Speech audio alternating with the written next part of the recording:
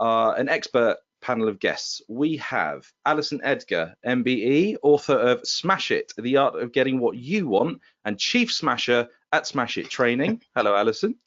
Hi. We're joined by Will Aitken in quite possibly the coolest room I've ever seen. Will is head sales evangelist at SalesFeed. Hi, Will. Good day, Joe. Thank you. We have Chris Murray, who is author of 5 Point Prospecting and Selling with Ease and founder of Lucrum House Group. Hi, hello, guys. Chris. And returning guest, Tyler Witt, sales leader at Lead Forensics. Great to have you back, Tyler. Great to be here. So I think we'll be using the questions function to take questions from the audience. This can be found at the top right of the screen. There are quite a few guests. There's going to be quite a lot of chat on this one. I think it's going to be a very, very popular topic. So we may not get time, but do pop them in anyway. If we've got some time at the end, we'll jump onto those ones. So let's get started. I think we'll go for a sort of a round robin for the first question. So I'm going to start with you, Alison, if that's okay. Do you think that the pandemic has affected no-shows? And have you seen an increase or decrease with people feeling that Zoom fatigue at all? I think the answer to the first question is yes, I think it has, because I think if you look specifically at things like face-to-face meetings or actually having those conversations, it's easier now to duck out, and it's easier for people to use COVID as an excuse to oh dear, I was busy. And I'm not saying that it's not a genuine excuse in a lot of cases, but for a lot of people, I think, as soon as you use that C word, then, you give yourself a little bit of a leeway. You can't really come down too hard on it. And then Zoom fatigue for sure. I mean, now I'm sort of back doing most stuff face to face, but I think even during the pandemic, where you would have done like a whole day face to face, you really couldn't hold people's attention for more than a couple of hours. So I think there has definitely been, there was a big shift, but I think the shift is coming back again to less Zooms. But I do think actually the Zoom style of selling and appointment making and conversation is great, because it's such a hybrid way of actually seeing someone face to face, but without having to lose that travel time. So yeah, that's my thoughts. Absolutely. I think you're absolutely right on with certainly Zoom fatigue. I wasn't in an office job at the time of the pandemic, but even I, at that point, it would get to the evening and someone goes, should we do a Zoom quiz? And you go, no. Definitely not. That's not what I want to do right now. Will, your thoughts? Has the pandemic affected your no-shows? Yeah, definitely. I think it's certainly impacted them there's more no-shows for sure. Virtual sales is pretty much the norm now, especially where I'm based in North America, and there's very little accountability for someone to not show up to a meeting. In face-to-face, if you're in you normally might see that person again. There's really no consequence to just canceling a meeting if you don't see the value in it, or you're too tired, or something more important came up, and it's incredibly easy to do. So yes, I certainly would say there are a lot more no-shows these days than there were before. And Chris, similar story for you, is it? Yeah, I get the feeling that very much like emails, as email being the easy option, it's the easiest thing to delete, and over the course of the last 2 years, because it became so normal and so easy, that certainly the Zoom meeting etiquette went out the window a wee bit. I mean, you can 5 minutes late is not unusual for a Zoom meeting, because people just sort of like, well, it's just a Zoom meeting. And I don't know when that happened, because when we first went into lockdown, everybody's like going, we can work from home, look at this new technology, everybody just jumped on it. And I think in very much the same way that people can ignore your communication with regards to email so easily, that it's very easy to cancel an online meeting because it doesn't feel real. And Tyler, thoughts on this one? Yeah, I really like what Chris just said there. That's a good way to put it, is the etiquette went out the window. Like, as somebody who's basically been selling virtually for longer than I'm going to say on this call, because I don't want to age myself too much, but doing it for a while, like I haven't had face-to-face in, probably a decade, and I've been doing, phone calls, virtual meetings, this, that, and the other. I think that was the biggest thing, was that etiquette, because before they would kind of showcase the same mannerisms, right? Politeness that they would face-to-face, even over the phone. So they still would email you, hey, I'm running a bit late, or, those kind of things, which you just do to be kind to another human being. With COVID, yeah, it just became the norm. And when something becomes the norm, people don't care about it as much. So you get a lot more of, yeah, people being late to meetings. I don't think it's my bottom line number of the show rate hasn't changed, but the behavior of the people I'm speaking with have absolutely changed. Just like, yeah, they don't tell you when they're going to be late. They'll, like eating lunches, that kind of stuff. You would have never seen that 3-4 years ago. And you see it now all of the time. So it's hard to, it's harder to grab people's attention even once they're on there. Absolutely. So Chris, to go back to something you were saying, and you mentioned about, being 5 minutes late was, in the before times, it just wasn't an accepted thing. So how long do you give it before you class an appointment as a no-show? Is it a case of, well, perhaps it's, 5 minutes late, no show, or is it, here I am 30 minutes later, still waiting? What's your cutoff, do you say? Well, I'm going to flip to the other side, though, is that customers can be terribly rude. I agree completely with what you're saying there, Telly. Nobody ever used to take a burrito into a live meeting, did they? I don't know when that happened. But yeah, 5 minutes late is common. 10 minutes late is fairly common. And I remember way back in the day, sometime in the 90s, when I was presenting a brand new product, that there was one buyer that kept me waiting sort of 5 minutes before my allotted time, and then she said that she could talk to me in the foyer when she was on her way to lunch. And I remember saying, I could probably give you a really good rendition of the Old Testament in 5 minutes, but this product's probably going to take a wee bit longer. And people expect you to be able to do stuff like that online really quickly. Here's the thing, though, because I'm going to flip this. I think salespeople have got to take some responsibility and accountability. If there are ways of herding cats. There are ways of doing things so that things happen for you. And I think you've got to understand what you're responsible for as the salesperson in the room. It's like being the parent of a 5-year-old.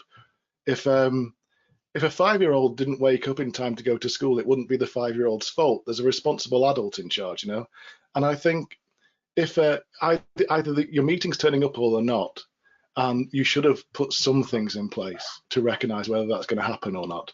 And if you can take that responsibility, I mean, complete no-shows, apart from anything else, and we'll come on to this later on, are possibly a sign of a bad qualification process. But if somebody is worth pursuing and they need what you've got, then it's your duty to make sure that they don't forget, that they've remembered, or they reschedule. So you all sort of, as soon as you said that, Chris, as soon as you said, oh, it's a bad qualification, all of you just went, So I think this is something that's shared about everyone. Alison, can you speak a bit more on that one for us? Yeah, I think it's interesting because I would say a lot of that time is a bad qualification, and I've got points to add later on about the age of buyers as well. Decision makers are getting younger, and how they interact with people and how they want to interact with people is completely different now than it was previously. So I think, we look at the culture behind it, things so again, let's look at online dating. Chris, not us, we're not dating, but if you look at things like Tinder and all the rest of it, you might speak to somebody a couple of times and then you ghost them. And that's where I think, again, that's actually linked to poor qualification, because actually as humans, we don't really like to say no, we don't really like to hurt somebody's feelings. And that's what we see. Not that I am online dating, I have been married for 25 years, but we see that a lot. And even things like my young team, they see a number that's coming in, oh, don't recognize that number, won't be answering it. So again, that culture has changed, and so has the age of a decision maker. So I think that a lot of the old school stuff that would go as the normal isn't the normal anymore, because the age of the seller and the age of the buyer are it's a different generation. So I think that back in the day, you'd have had a really strong qualified call, you would have had a really good calendar invite, you would have already set the agenda for that, you'd have a 15-minute reminder. For me, I don't even wait for 5 minutes, 2 minutes, and I'm emailing them, have you got the link, okay, everything okay, and I'm on that, and literally that works. But I think the reason that I don't have a huge no-show rate is I'm selling myself, so I've already qualified it, I'm already sort of pretty much in there, but B, it's tight. It's really tight. And again, I think that comes back from old school, specifically, you know, in field sales, we would call it the blowout or the no-show. And actually, I very rarely had those even back in the day, because it was really tight. Everybody had an agenda. They'd accepted the agenda. They knew what the purpose of the call was. They knew what the output for them was. They knew what the output for me was. They knew what the expectation was. So they were going into that with full knowledge. Whereas I think a lot of the times people don't know, and you know, I'll come on to this later, that I've got an example of something I didn't know show, but I really wish that I had of, because it was so badly qualified, and it was a half an hour of my life I cannot get back. So I think that's where that sort of fits in, that a lot of that isn't qualified properly. So it's almost a case of, you know, adapting to what the culture is doing, then perhaps, you know, throwing the, and actually something you mentioned there, as soon as you started saying it, I knew exactly where it was going, because, you know, Tyler, I don't mind aging myself. I'm nearly 30. And there's, you know, I know. Well, if I was only nearly 30, I wouldn't mind aging myself either. Let's just say that. But to your point, Alison, there are people my age, people like in, you know, the same age as me, who they're scared when a phone rings. Well, Yeah. just, you know, just answer it. What's the worst that can happen? But yeah, no, I think it's an excellent point that you raise about that. So so The well, worst then that could happen, Joe, it might even be a salesperson trying to sell them something. Damn it! Oh, How did we not no. function with that? Oh no, it's lead forensics on the phone again. So Will, you sort of, as Alison was answering, you clasped your hands together in sort of a sage Jedi way, which is fitting for your background. What's your process on responding to no-shows? Yeah, so ideally you've put in enough preventative measures and set a great agenda, and we'll get on some of those things later to make sure the no-show doesn't happen. But even the best meetings are you're still going to get no-shows every now and again. So generally I like to wait for 5 minutes, give a grace period. It's very regular that people show up 5 minutes late to a meeting, as Chris said. And then I'll send them an email, just say, hey, here's the link to join, ready when you are. And then in 10 minutes, you know, I'll typically give them a quick call on the phone, and then I'll just keep the meeting open on the right there of my computer. And around 25 minutes, I'll send an email, and generally it will just say, hey, we didn't get to connect. And I don't try and rebook that meeting, because often if they've no-showed you, that's a sign. If they really want it, they'll come get it. So I don't often go, hey, do you want to reschedule? We'll try again. Because frankly, like you said, it's a lack of etiquette there. If they've completely no-showed you, ghosted you, with no excuse. So I'll just generally send an email saying, hey, shame we didn't get to connect today, and leave it at that. And if they want it, they'll come get it generally. So email, 5 minutes, phone call, 10 minutes, 25 minutes in, I'm going to send them a quick email, which just says goodbye, basically. And if they want to come back, they will generally come back around. I think that's it's a very respectful way of responding to something that, you know, to somebody who's not shown you the respect to get in touch and be like, hey, I'm actually not going to be around, or, you know, something like that. So Tyler, is it a similar story for you? Would you have a slightly different process? Yeah, I mean, I like obviously what Alison and Chris were saying, I think that's the most important part, right? Like people show up, like they say yes to it because they're interested, right? But they show up because they're excited. So, you know, that's in that initial kind of booking, which can be really challenging, especially as we do, you know, everybody wants the inbound lead, the inbound. That can be hard because your marketing message is never going to do that. Like your marketing message will always get them interested, right? It'll always get them to say like, wow, that could be something, I have this problem, you know, that could be a solution to it, et cetera. But that's only, you know, lukewarm at best, right? So getting them excited, that's kind of where the sales, you know, person comes in. So either SDR, salesperson, whatever it is, like you need to be contacting them and having a good warm up conversation. Sometimes that would be qualified as this and the other. But yeah, for me, like, if they're not on, if my meeting's at 10 and they're not on at 10, like I've already connected with them on LinkedIn, I've got their cell phone because of the way I booked it, I'm shooting them a text, I'm shooting them in mail, just, hey, just want to confirm we're still on, you know, something, you know, quick like that. And then kind of, you know, I'm definitely a little different than Will. Like if they're not there, I send them an email, hey, let me know if you want to reschedule. If I don't hear anything, you know, I will call, I will stalk them until I get them on the phone. And I do that just because, like, you know, if I put my time and effort into booking that meeting in the first place, they were qualified. I think there's a good fit there. And I'm confident that once I get them on, I can demonstrate that value. So yeah, for me, it's like at the time of the meeting, they get a quick text or in mail, whatever. And then, if I don't see them in there, usually about 5 to 10 minutes, then I send them a quick email of like, hey, assume something came up. Let me know, a better time that works for you. And then I leave the ball in their court for a reasonable amount of time before I start my salesmanship kind of over the top reach backs. So as you were saying that, I realized we did a webinar a little while ago, it's about a month ago, all about social selling. Tyler, I think you're actually part of that. And something just popped up on LinkedIn today, and it was on this very topic of ghosting and that sort of thing. And it was Will Holden. Yep. He had,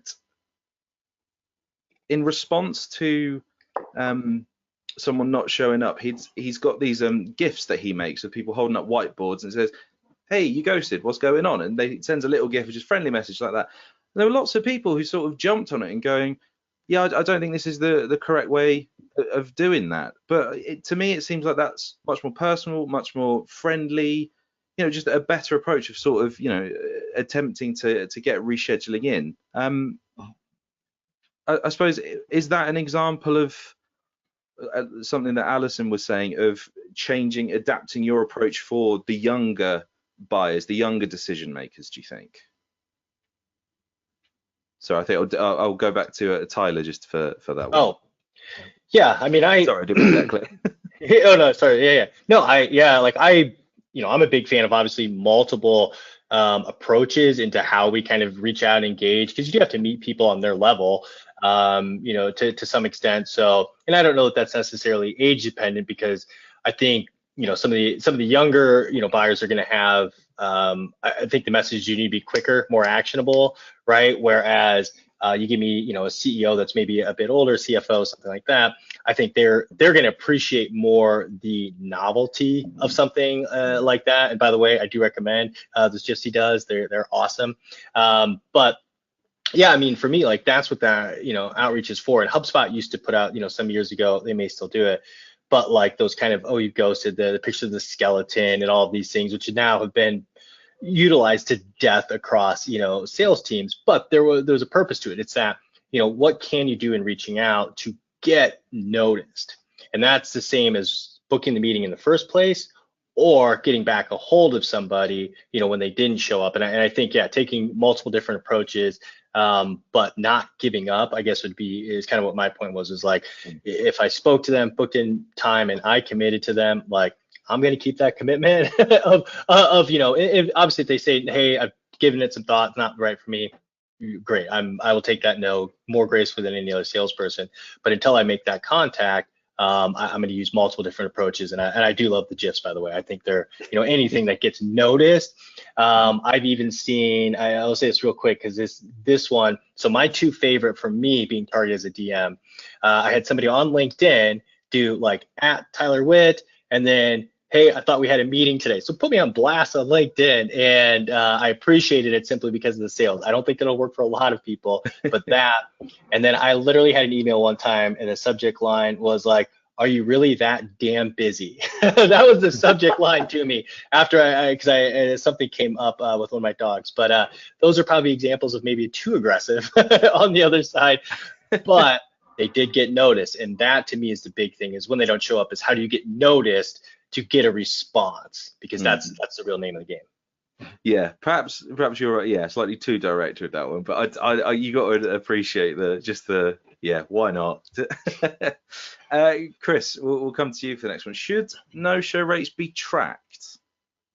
Yeah, well, without doubt, but for all the right reasons. Can I just pick up on a couple of points that we just talked about there, just very quickly? No, feel free. It's just because there's a couple of things that popped up. I mean, the word respect popped up, and you said you're coming up to 30. I've actually been selling for more than 30 years now, and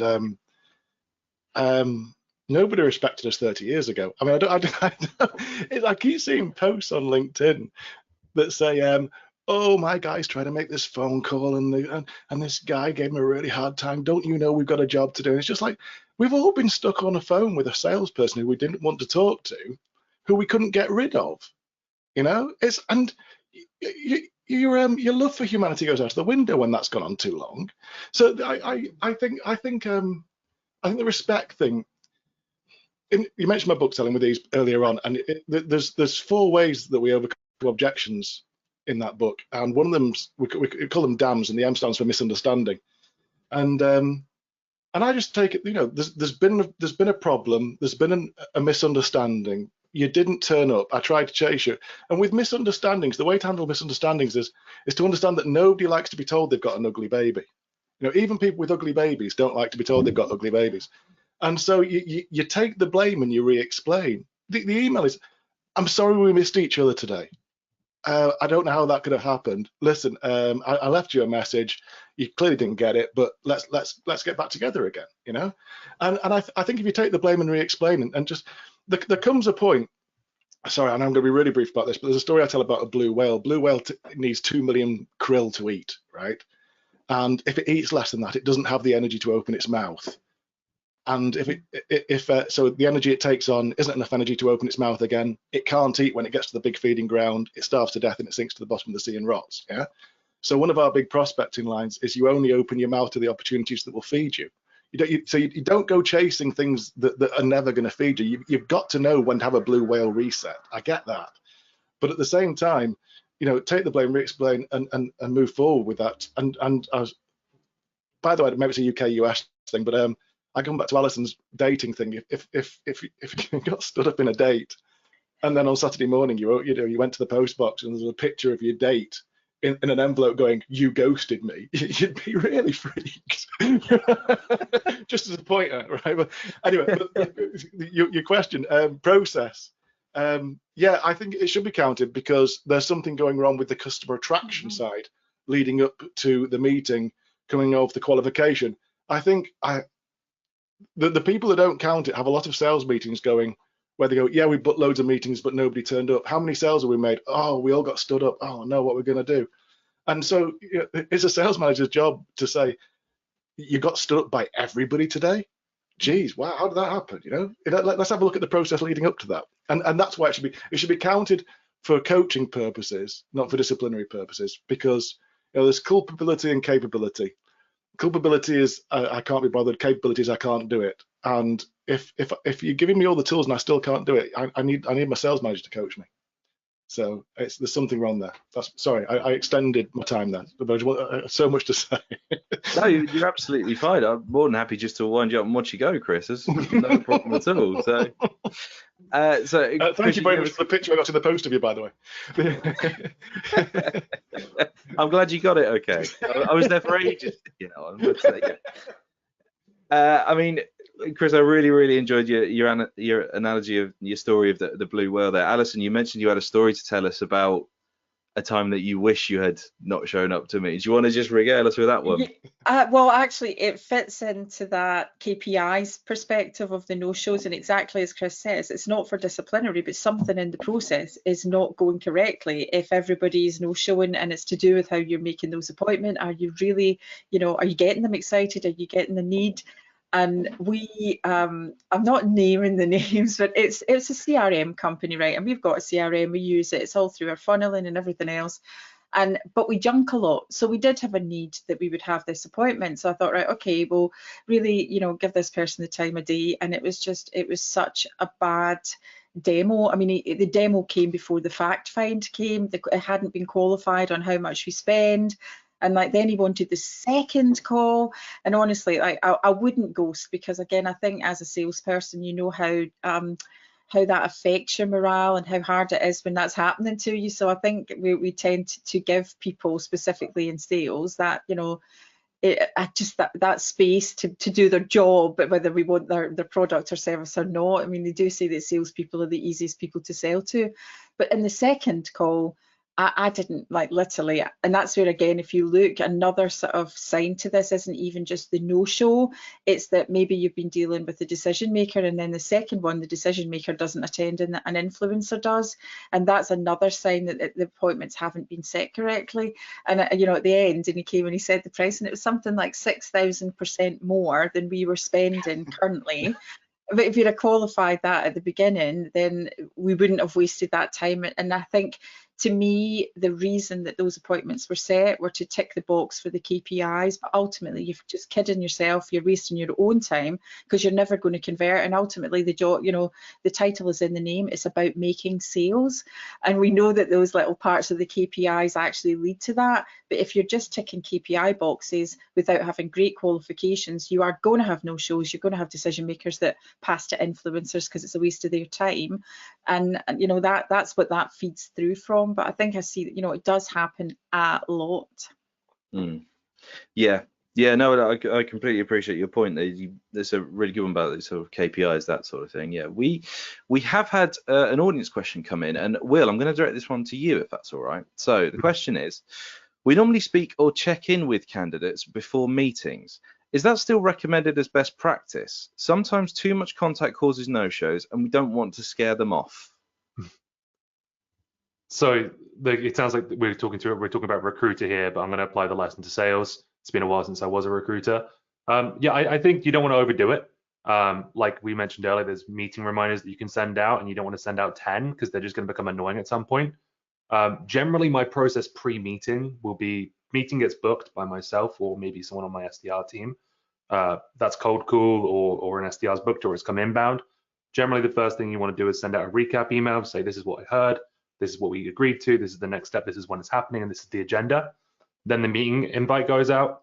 A big indicator to me is when people don't accept that invite. That's a big red flag. So what I'll often do if I see they haven't accepted that, I'll just add the words please confirm to the start and send up the update to everyone. And then between the meeting happening and when it gets booked, I like to send them a quick video just explaining, going over the agenda again, but also for the same reasons that we mentioned earlier. Why are people no-showing these days? Because there's no emotional consequence with showing up a stranger in some cases. So I send a video, introduce myself, set that agenda again, make sure there's clear value for them so they know exactly why they are showing up, offer them to edit that agenda in any way, and then there's just auto reminders. For a candidate, if I was a recruiter, I might want to prep them if I was an agency side, but I wouldn't see a need to change the process from that, what I just mentioned, which is meeting booked, step in between a video or an email, just reconfirming, or even a call, and then the standard reminders that go out by most automated systems these days. And so yeah, so that amount of content, that amount of contact hopefully doesn't scare people away. But guys, has anyone got any more on that one? Checking in with candidates before meetings. Can I jump in that? Because again, I don't come from a recruitment background, but I know that there has, well, from the statistics that I've seen, there's been a lot of candidates not turning up for interviews or not doing that. And I think, again, it's a lot of that is that fact find on why they're looking to change the job. You know, what's the likelihood, what would happen if their current employer were to offer them, you know, what would be the process during that, you know, if they were offered and weren't going to turn up, what would they think would be a good process to contact the recruiter or to come, you know. I think, again, a lot of that is you know, it's the qualification, but in good fact find questions so that somebody would feel comfortable to say, you know what, I've been offered something else, or I've been offered another 10 grand at my current job, or I've been done that. And I think, again, you know, ultimately sales and recruitment, you know, people buy people. So if you've got that really good relationship with the person that you are actually placing, or if you've got a great relationship with the employer or whatever it is, then they're more likely to be able to just have that conversation and tell you what's going on and be honest. And, you know, it's been really interesting, you know, with the ghosting not turning up. Honestly, I think that people have to just women up and be honest. So many people are just, you know, they're scared, and I think a lot of the reason that the ghosting is fear of being sold to, fear of being, you know, people moving into objection handling, and I bet we can do this, I bet we can do that. And again, I think a lot of that comes back to the, you know, traditionally sales gets a bad name, and it gets a bad name because it's done by people who do not actually know how to sell, and that's you know, that affects us all. It's a historical thing. So, and again, if you look at a younger buyer, I'm not, you know, same as Chris, like I think I've been selling for 30 years, and I think that a lot of that comes from, again, a lot of younger people haven't had the same interaction face to face. a lot of them, you know, the phone is just for texting or SMSing, or, you know, it's not actually for having those conversations. So when it comes to having to have a difficult conversation, a lot of the time, you know, they've never been exposed to that. So that when it comes to saying, oh, I'm not going to turn up for this, yes, sometimes people are rude and they're just, they've not got manners. And again, you know, I think a lot of that is, as it comes through, like we were talking about this today, and even in my business, when I started in 2014, some of the standards were like my team weren't allowed to have facial piercings, they weren't allowed to have tattoos on show because it reflected on the company. Now, I just think, again, things have evolved, the way people deal has evolved. You know, I think it is acceptable to eat your burrito at lunch. I think that it has changed, and I think fighting against change doesn't do you any good. So I think if you look, you know, what is acceptable, but I think that standard of actually, you know, just say no, you know, just turn around, don't ghost people, just say it's not, you know, this is not my cup of tea, thank you so much for your time. And then that honesty allows salespeople to move on, because I think until you get that no, people cling on to false hopes that I'll just put that on my figures, I'll just do that, and they're clinging on to something that will never happen. And, you know, the way that we tend to do this, and, you know, I'm selling every day as well. So I'm speaking at events and we're getting leads coming in. And, you know, I again come back to that respect. I sold Yellow Pages for 15 years. There was no internet. It was the only place that people got leads, and they still treated me like a piece of dirt on the bottom of their shoe. And I'm like, what? If these leads, you wouldn't have a business. Treat me with respect, RESPECT. And it never came. You know, you have to generate your own respect. So for me, we do like to get to that point, really to test that intention. I call it the Kenny Rogers, the gambler strategy. You got to know when to hold them, know when to fold them, know when to walk away, and know when to run. So when we've tried all the angles, tried the calls, just like literally it's not happening, we send them the quick email, you know, thank you so much, this has happened. You've got 3 options. Option 1 is, you know, that you've found somebody for your event and you don't need a speaker. Option 2 is, you know, you still are interested, when do you want to book a call? Option 3 is that the event is cancelled. So again, I do feel that people should, if they were just more honest at the start and womaned up, it would make our life a lot easier, but they don't, because their time is more precious than anybody else's, and you can never get that. You know, you've got to gain respect. People don't just dish it out like, you know, the McDonald's Happy Toy. Not that they do that anymore, because it's bad for the environment. A couple of points to pick up on that one. One, I've only ever heard one other person use the phrase woman up, and that's my mum. So you get mad respect from me for that, Alison. 2, amazing musical renditions. I think we'll all agree. But no, absolutely. It does come back to, yeah, it just seems to be a culture sort of lack of manners, and you know, sometimes no is a difficult word to say to people, but I just think, not even as a salesperson or in business, anything, as an adult, you just have to be okay with going, do you know what, this time, no, and that's just the answer. So yeah.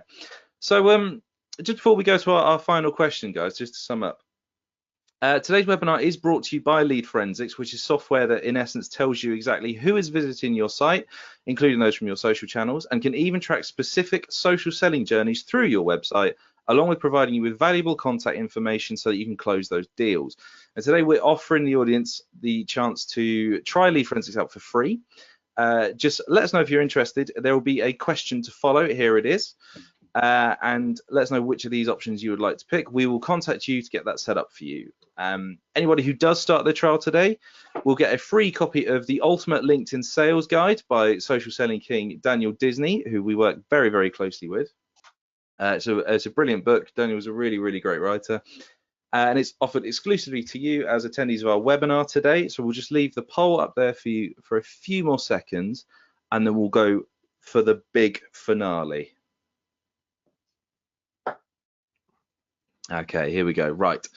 So, guys, this has been an absolutely fantastic discussion, and I'm going to have to challenge you now because you've all given so much valuable input into this. So, the big final question is, if there's one key takeaway that you'd want everybody watching here and everybody who's going to watch this in the future on Catch Up, what is the one key thing you want them to take away from this? Tyler, let's start with you.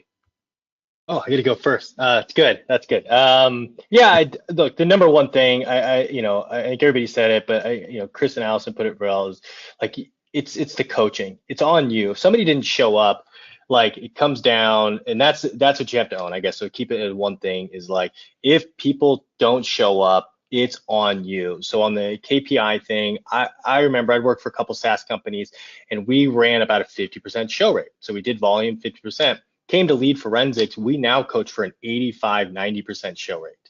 Like, that's what our KPI is.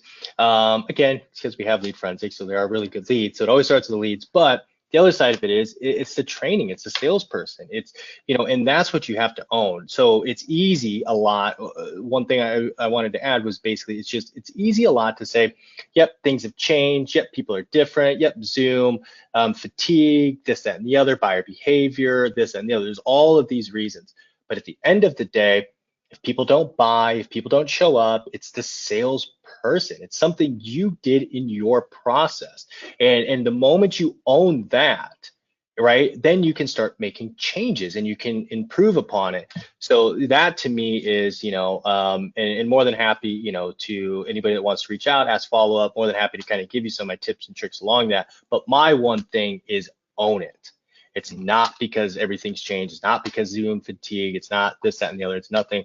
It's just because people don't want to show up to your demo, and your demo, not your company's demo, not your product, your appointment. So my one thing is own it. Accountability. That's something that we spoke about a lot in our previous webinar as well, Tyler. So, yeah, there's excellent point there. Jedi Master Will, let's come to you for your final takeaway. Yeah, I kind of alluded to earlier. But while working at Proposify, our inbound hold rate was 70%. We implemented one thing into our process, and that was sending that video along between when the meeting gets booked and when it actually gets held, which it just affirms the agenda, puts a face to the name of whoever's holding the meeting. If you booked it via cold call, email, or an SDR booked it, they still haven't seen what you look like. Send a 30-second video setting the agenda and offering up the opportunity for them to adjust that agenda.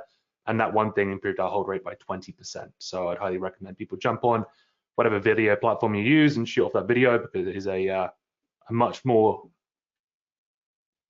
let them know you, and that will make it harder for them to not show up on you. I think it's an excellent point you make, because we had this, so I make videos for lead forensics as well, and we were talking about YouTube thumbnails, and the discussion came up that actually I think you are so much more likely to click on a video if there is a person, if you can see someone. That's it, that's exactly it. If you got the money maker, in the shot, so I think a video is an excellent way of getting that sort of initial, it's it's a minor one, but an emotional connection. I think you're absolutely right, Will. That's a fantastic point, and I think that's a great thing to implement in your communications. Chris, if I can challenge you to keep to one key takeaway. Absolutely, and it's something that Will mentioned a little while ago, and you just touched on as well.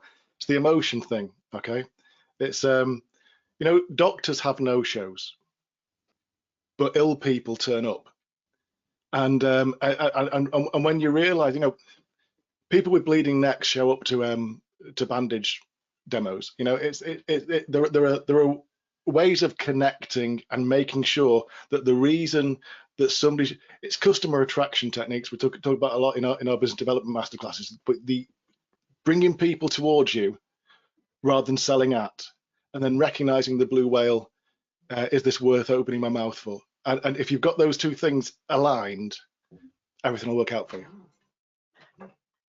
Again, it is a fantastic analogy. I really do enjoy that one. Alison, then the final point, the final takeaway of the webinar, then what have you got for us?